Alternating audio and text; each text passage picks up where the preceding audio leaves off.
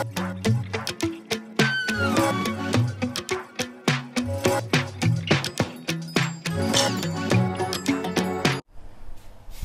sejahtera Malaysia, denyut nadi suara rakyat bergema di channel ini. Baru sebentar tadi ada saya nampak satu artikel bertajuk begini. Dan adakah anda setuju dengan artikel ini? Adakah anda setuju dengan artikel ini? Tajuknya yang terbit pada 8 Julai 2024 di Free Malaysia Today. Tajuk dia ini: bakar emosi, simpati, menangkan Perikatan Nasional. Betulkah kemenangan Perikatan Nasional ini hanya semata-mata kerana berjaya membakar emosi, berjaya mendapat simpati, menangkan Perikatan Nasional? Kempen PN yang lebih prihatin dengan kenaikan kos sara hidup dan simpati terhadap Abang Bidin yang banyak dipersendahkan memenangi hati pengundi Sungai Bakap. Anda setuju tak dengan kenyataan itu? Ini ditulis oleh seorang penulis yang sangat hebat, Hishamuddin Aun. Selesai sudah PRK Sungai Bakap. Seterusnya bersambung pula ke Nenggiri. Sudahlah banyak bercakap. Elok buat kerja dan bermuhasabah diri. Itu pantun dia. Ketika berucap di ceramah perdana untuk Perikatan Nasional PN sempena PRK Sungai Bakap pada Khamis, Hadi Awang 2 kali telah tersasul. 2 kali tersasul mengingatkan supaya keluar mengundi pada Ahad. Mengulanginya di penghujung ucapan, hadirin bersorak mengingatkannya mengundi Sabtu, Ahad dah menang dah. Dia kata, hari Sabtu mengundi, Ahad dah menang dah. Berkat doa, Ahad dah menang. InsyaAllah kita menang. Sambut Presiden PAS yang mungkin lebih membayangkan harapan berbanding keyakinan untuk menang jika diambil kira kekuatan jentera pilihan raya Pakatan Harapan dan Barisan Nasional sepanjang 2 minggu berkempen itu. Jadi tuan-tuan dan puan yang dihormati sekalian, kalau kita baca kepada perenggan seterusnya, apabila direnung kembali, terfikir juga apakah kesilapan timbalan Presiden PAS Tuan Ibrahim Tuan Man yang mengumumkan Abang Bidin memiliki kelayakan ISO 14001 disengajakan atau sebaliknya. Daripada mulainya dipersendahkan, ia mungkin menguntungkan. Tindakan berterusan PHBN yang mempertikaikan kelayakan Abang Bidin yang tidak memiliki ijazah hingga mengaibkannya berbanding Johari yang memiliki PhD mengundang simpati yang bukan sedikit kepadanya selaku pembantu pribadi adun terdahulu Nur Zamri Latif. Kempen PN yang membakar emosi rakyat pula, baik di pentas ceramah maupun kunjungan rumah ke rumah, diakui lebih berkesan untuk membangkitkan sentimen penentangan mereka terhadap kerajaan perpaduan berbanding usaha PHBN untuk menolak dakwah berkenaan dengan logik dan fakta yang kesudahannya didapati seolah-olah tidak mahu didengar oleh masyarakat setempat. Rata-rata mereka usaha mengatasi masalah bekaran air di utara Perak hingga ke Pulau Pinang dengan biaya lebih kurang 4 bilion serta pengurangan kesesakan jalan raya dengan projek pembinaan lebuh raya bertingkat di juru adalah tanggungjawab kerajaan persekutuan dan tidak mempengaruhi undi mereka. Okey, bukan sedikit Menteri Kerajaan Perpaduan yang turun ke ceramah perdana, ke ceramah pentas ceramah itu. Antaranya Menteri Ekonomi sendiri turun padang, Menteri Pendidikan turun padang. Lepas tu masing-masing mengetuai jentera PHBN sepanjang kempen PRK berkenaan. Tidak ketinggalan, Menteri Dalam Negeri turut hadir juga. Menteri Digital turut hadir, Sumber Manusia turut hadir, Menteri Pertanian turut hadir dan banyak lagi lah turun hadir. Lepas itu tak tahulah keputusan Perdana Menteri Anwar Ibrahim tidak turun berkempen seperti pada PRK Kuala Kubu Baru pada 11 Mei yang lalu. Satu kerugian buat PHBN kali ini. Tapi senarai penceramah yang ditampilkan gabungan itu sebenarnya sudah cukup untuk memberi pencerahan sejelas-jelasnya. Cuma pengundi Sungai Bakap seperti sudah menetapkan dari awal lagi hanya mau mendengar apa yang mereka suka nak dengar. Jadi panjang dia punya artikel. Anda boleh baca artikel ini di FMT, dan artikel ini adalah pandangan penulis dan tidak semestinya mewakili FMT dan tidak mewakili juga channel The Twin TV. Saya bacakan yang Salam sejahtera Malaysia, denyut nadi suara rakyat bergema di channel ini. Ramai yang bertanya-tanya kepada saya, apa seterusnya yang telah terjadi kepada kes-kes yang melibatkan orang-orang besar di dalam Bersatu yang berkaitan dengan banyak dana ketika Perikatan Nasional Memerintah Negara Malaysia. Dan akhirnya hari ini Adam Radlan memfailkan representasi tuduhan rasuah dan ubah wang haram. Peguam Rajan Navaratnam memaklumkan hakim bagi Mahkamah Session representasi itu diserahkan kepada pejabat peguam negara pada 4 Julai yang lepas. Timbalan Ketua Bahagian Bersatu, Timbalan Ketua Bahagian Bersatu untuk Segambut, iaitu Adam Radlan Adam Muhammad, telah mengemukakan satu representasi kepada Jabatan Peguam Negara berhubung dengan 12 pertuduhan rasuah dan pengubahan wang haram yang berkaitan dengan projek Jana Wibawa yang dihadapinya. Peguam iaitu Rajan Navaratnam yang mewakili Adam Radlan 43 tahun memaklumkan kepada Hakim Mahkamah Session iaitu Suzana Hussein bahawa representasi itu diserahkan kepada pejabat peguam negara pada 4 Julai yang lepas.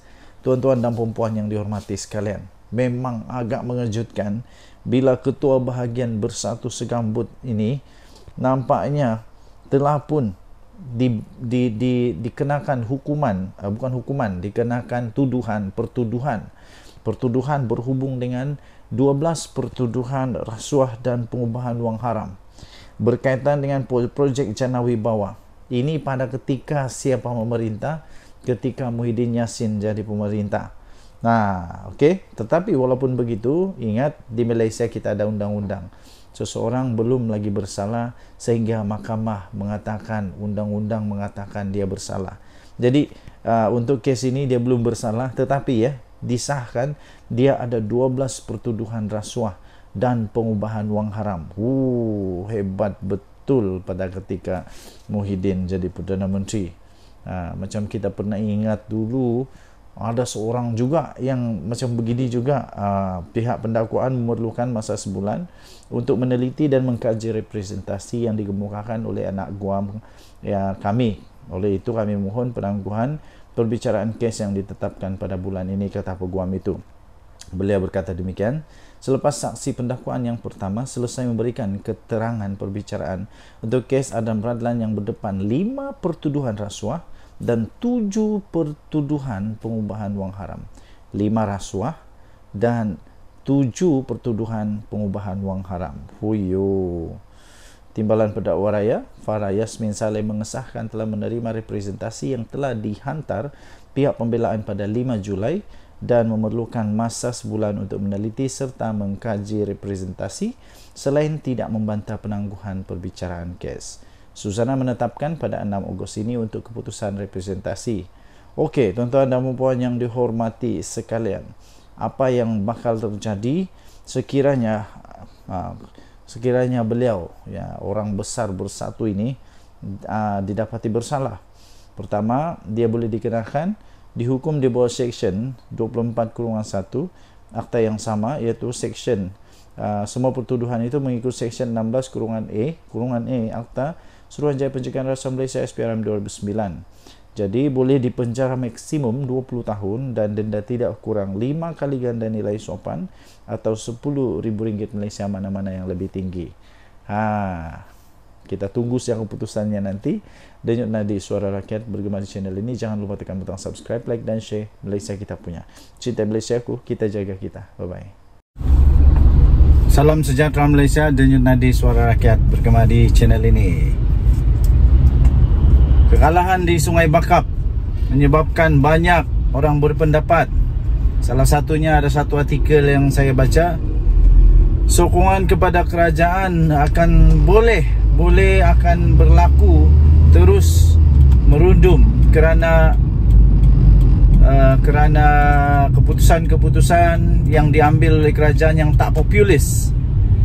Yang tak populis ini maksudnya ialah seperti menaikkan mewujudkan dasar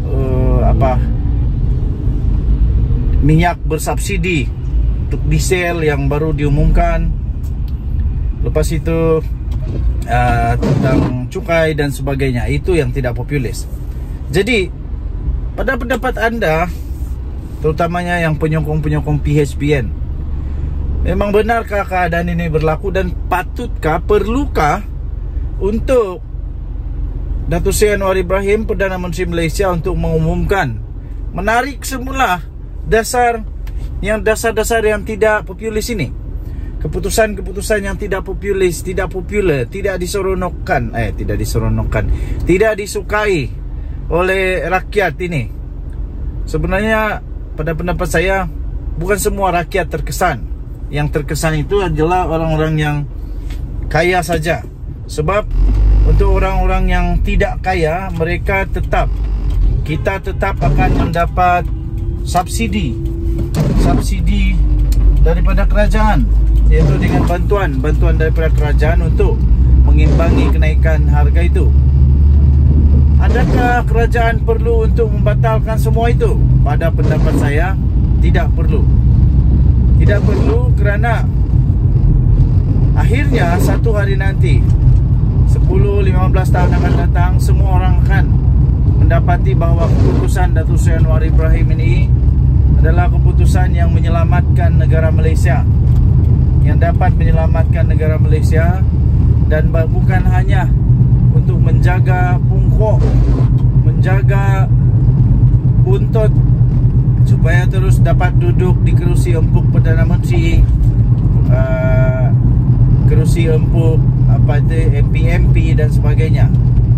Ada peribahasa bilang, biarku menjadi lilin yang dibakar memberikan cahaya. Jadi itulah keputusan-keputusan yang tidak populis ini, walaupun sekarang kelihatan seperti tidak bagus, tapi percayalah, 15 tahun dari sekarang rakyat akan mulai mengingat bahawa ini antara keputusan yang berani, yang menyelamatkan negara Malaysia.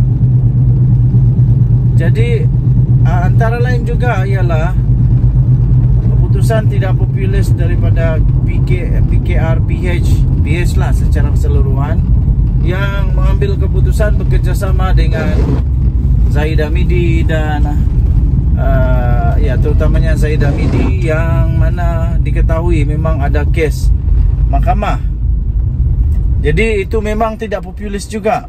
Adakah ini juga telah menyebabkan pengundi-pengundi Tegar, penyokong-penyokong Tegar Pakatan Harapan juga mulai meragui dan tidak lagi terlalu tegar, tidak lagi menyokong apapun keadaan kepada Pakatan Harapan ini?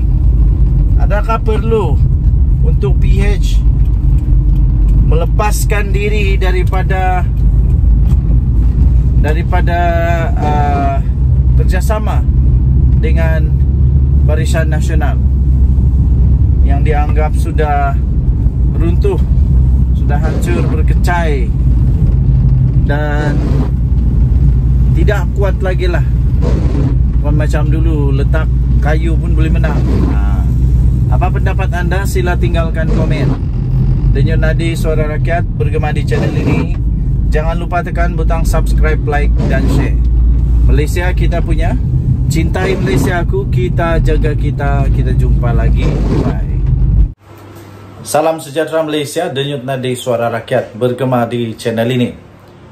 Selepas PRK Sungai Bakap, adakah UMNO benar-benar akan keluar daripada Pakatan Harapan Barisan Nasional Kerajaan Madani ini? Adakah memang benar berita kabar angin, cerita Mat Jenin, cerita Tok Kadok dan juga ramalan Nenek Kebayan mengatakan bahawa Barisan Nasional bersama dengan puluhan MP-nya akan keluar daripada Pakatan Harapan Barisan Nasional ini kerana hasil daripada kekecewaan, kerana kalahnya Barisan Nasional, kalahnya Pakatan Harapan, kalahnya Kerajaan Madani di Sungai Bakap. Sebelum ini ada video yang saya buat. Adakah memang benar itu akan jadi kenyataan pada ketika ini? Adakah memang benar bahawa semua MP dalam UMNO akan keluar daripada kerajaan Madani kerana kekecewaan ini. Adakah mereka tiba-tiba sedar bahawa mereka sepatutnya berada di tempat yang lain, bukan di kerajaan Madani? Kerana mereka tidak membawa sebarang impak, mereka tidak membawa sebarang kelebihan, mereka tidak pun membawa sebarang kebaikan yang boleh membawa kemenangan kepada kerajaan Madani Pakatan Harapan ini. Adakah Zahid Hamidi benar-benar akan bersama dengan Tok Matasan untuk membawa UMNO keluar daripada kerajaan Madani? Benarkah ini bakal berlaku? Okey, baik. Jawapan saya ialah tidak mungkin berlaku buat masa ini. Kerana kekalahan ini bukan disebabkan juga oleh UMNO. Tidak ada disebabkan oleh UMNO, walaupun kemungkinan besar pengundi-pengundi tradisi UMNO, pengundi-pengundi tradisi UMNO yang dulu tidak mengundi Pakatan Harapan, tetapi sama ada mereka tidak keluar mengundi ataupun mengundi Perikatan Nasional seperti yang berlaku pada PRU yang lalu. Seterusnya ialah kekalahan ini haruslah dikongsi bersama. Maksudnya tidaklah boleh dikatakan ini adalah punca utama adalah kerana ada UMNO di dalam kerajaan. Ada UMNO dalam kerajaan. Jadi tidak bolehlah kita kata kerana itu UMNO perlu mengambil tanggungjawab, mengambil kebertanggungjawaban dengan kekalahan dan letak jawatan keluar daripada kerajaan ini. Tidak. Tetapi kalau memang betul UMNO mau keluar pun tiada masalah juga. Buktinya ialah sama ada UMNO ada atau tiada dalam kerajaan, kalau kalah tetap kalah juga, kalau menang tetap menang juga, ya. Jadi itu tidak membawa terlalu besar dia punya impact kalau UMNO keluar pun daripada kerajaan Madani ini. Okey, apapun kita harap janganlah keluar daripada kerajaan ini. UMNO janganlah keluar daripada kerajaan supaya kestabilan politik di Malaysia dapat dikekalkan sekurang-kurangnya. Selesailah panggal ini. Biarlah kalau mau tumbang pun biar tumbang pada pilihan raya, bukan tumbang pada tebuk-tebuk atap, pada pintu belakang, pada macam-macam pengkhianatan dan sebagainya. Itu tidak seronoklah. Okey, bertahanlah. Ada 3 tahun lagi, paling lama pun 3 tahun lagi untuk kita tukar balik kerajaan ini kalau perlu. Denyut Nadi, Suara Rakyat, bergema di channel ini. Jangan lupa tekan butang subscribe, like dan share. Bye-bye. Salam sejahtera Malaysia. Denyut Nadi, Suara Rakyat, bergema di channel ini. Ramai yang bertanya-tanya kepada saya, apa seterusnya yang telah terjadi kepada kes-kes yang melibatkan orang-orang besar di dalam Bersatu yang berkaitan dengan banyak dana ketika Perikatan Nasional memerintah negara Malaysia. Dan akhirnya hari ini Adam Radlan memfailkan representasi tuduhan rasuah dan ubah wang haram. Peguam Rajan Navaratnam memaklumkan hakim bagi Mahkamah Session representasi itu diserahkan kepada pejabat peguam negara pada 4 Julai yang lepas. Timbalan Ketua Bahagian Bersatu, Timbalan Ketua Bahagian Bersatu untuk Segambut, iaitu Adam Radlan Adam Muhammad, telah mengemukakan satu representasi kepada Jabatan Peguam Negara berhubung dengan 12 pertuduhan rasuah. 12 pertuduhan rasuah dan pengubahan wang haram yang berkaitan dengan projek Jana Wibawa yang dihadapinya. Peguam iaitu Rajan Navaratnam yang mewakili Adam Radlan 43 tahun memaklumkan kepada Hakim Mahkamah Session iaitu Suzana Hussein bahawa representasi itu diserahkan kepada pejabat peguam negara pada 4 Julai yang lepas. Tuan-tuan dan puan-puan yang dihormati sekalian, memang agak mengejutkan bila Ketua Bahagian Bersatu Segambut ini nampaknya telah pun dikenakan hukuman, dikenakan pertuduhan berhubung dengan 12 pertuduhan rasuah dan pengubahan wang haram. berkaitan dengan projek Jana Wibawa. Ini pada ketika siapa memerintah, ketika Muhyiddin Yassin jadi pemerintah. Nah, okey. Tetapi walaupun begitu, ingat di Malaysia kita ada undang-undang. Seseorang belum lagi bersalah sehingga mahkamah mengatakan, undang-undang mengatakan dia bersalah. Jadi untuk kes ini dia belum bersalah, tetapi ya disahkan dia ada 12 pertuduhan rasuah dan pengubahan wang haram. Hebat betul pada ketika Muhyiddin jadi Perdana Menteri. Macam kita pernah ingat dulu, ada seorang juga yang macam begini juga, pihak pendakwaan memerlukan masa sebulan untuk meneliti dan mengkaji representasi yang dikemukakan oleh anak guam ya kami. Oleh itu kami mohon penangguhan perbicaraan kes yang ditetapkan pada bulan ini, kata peguam itu. Beliau berkata demikian, selepas saksi pendakwaan yang pertama selesai memberikan keterangan perbicaraan untuk kes Adam Radlan yang berdepan 5 pertuduhan rasuah dan 7 pertuduhan pengubahan wang haram. 5 rasuah dan 7 pertuduhan pengubahan wang haram. Huyo. Timbalan Pendakwa Raya Farah Yasmin Saleh mengesahkan telah menerima representasi yang telah dihantar pihak pembelaan pada 5 Julai dan memerlukan masa sebulan untuk meneliti serta mengkaji representasi selain tidak membantah penangguhan perbicaraan kes. Susana menetapkan pada 6 Ogos ini untuk keputusan representasi. Okey, tuan-tuan dan puan yang dihormati sekalian, apa yang bakal terjadi sekiranya beliau, ya, orang besar bersatu ini didapati bersalah? Pertama, dia boleh dikenakan dihukum di bawah Seksyen 24/1 akta yang sama, iaitu Seksyen semua pertuduhan itu mengikut Seksyen 16/A Akta Suruhanjaya Pencegahan Rasuah Malaysia SPRM 2009.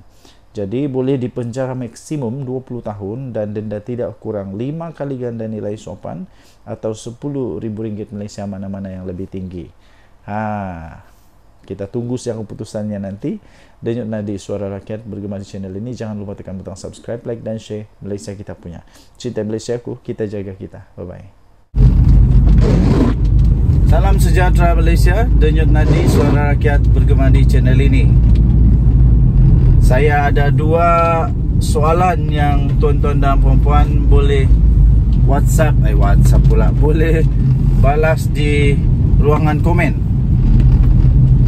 Soalan yang pertama, kalau pilihan raya umum diadakan pada bulan September, contoh sajalah, andai kata tiba-tiba bubar parlimen kerana Datuk Seri Anwar Ibrahim, kononnya saja, walaupun tidak mungkin berlaku, tapi konon sajalah, kita anggap konon sajalah, kononnya Datuk Seri Anwar Ibrahim tumbang kerana kehilangan majoriti di Dewan Rakyat.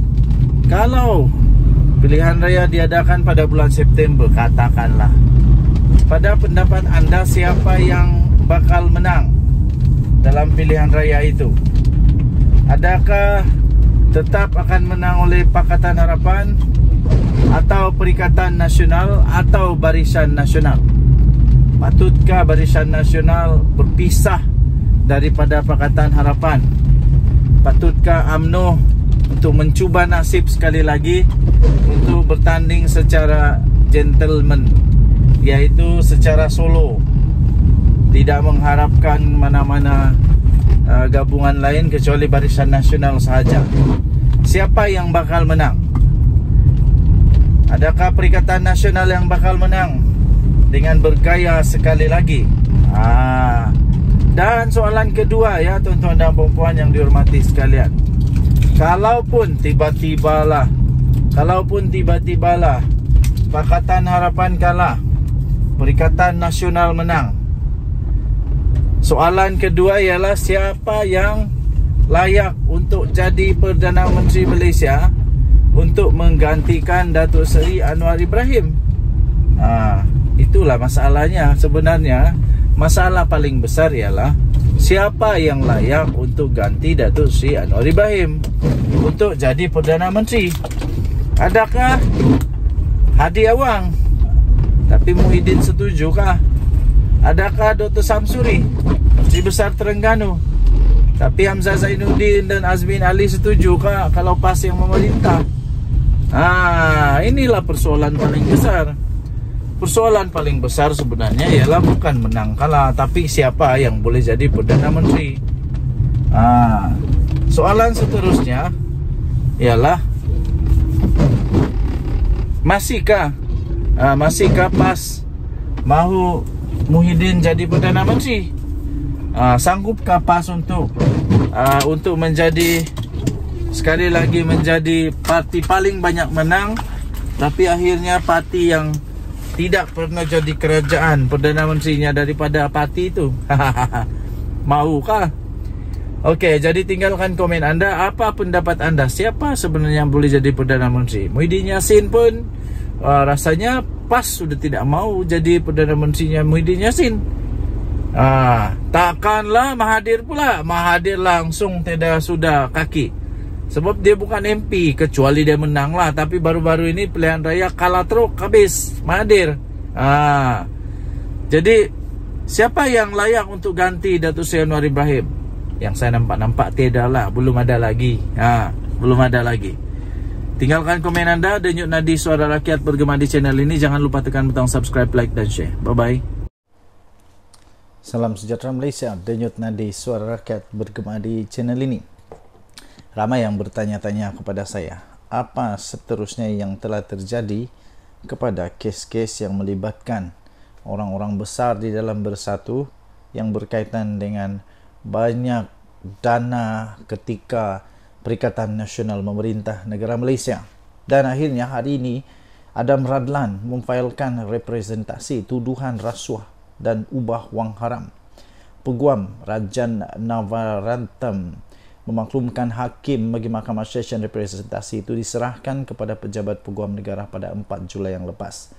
Timbalan Ketua Bahagian Bersatu, Timbalan Ketua Bahagian Bersatu untuk Segambut, iaitu Adam Radlan Adam Muhammad, telah mengemukakan satu representasi kepada Jabatan Peguam Negara berhubung dengan 12 pertuduhan rasuah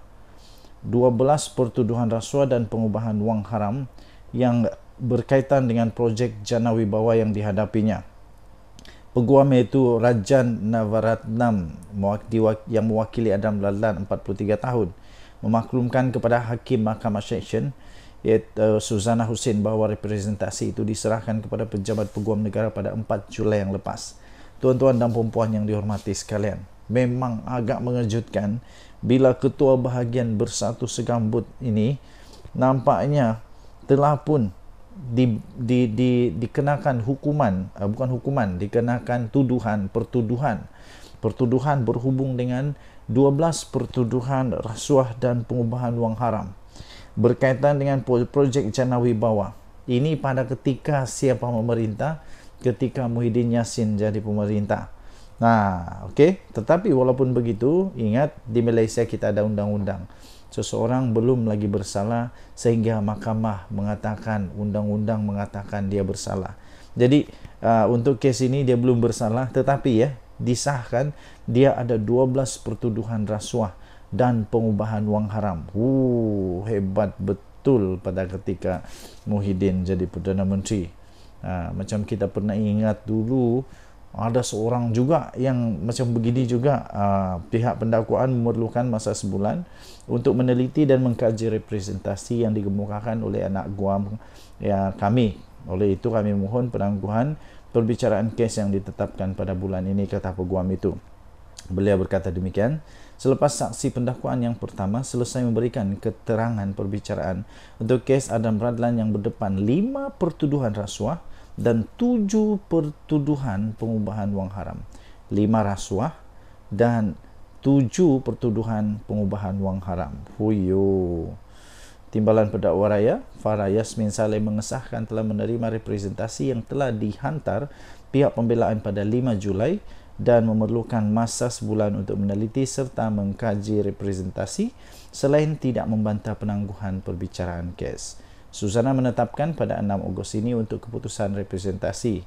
Okey, tuan-tuan dan puan yang dihormati sekalian, apa yang bakal terjadi sekiranya sekiranya beliau, ya, orang besar bersatu ini didapati bersalah. Pertama, dia boleh dikenakan dihukum di bawah Seksyen 24/1 Akta yang sama, iaitu Seksyen semua pertuduhan itu mengikut Seksyen 16/E Akta Suruhanjaya Pencegahan Rasuah Malaysia SPRM 2009. Jadi boleh dipenjara maksimum 20 tahun dan denda tidak kurang 5 kali ganda nilai sopan atau RM10,000 Malaysia, mana-mana yang lebih tinggi. Kita tunggu siang keputusannya nanti. Denyut nadi Suara Rakyat bergema di channel ini. Jangan lupa tekan butang subscribe, like dan share. Malaysia kita punya. Cinta Malaysia aku, kita jaga kita. Bye-bye.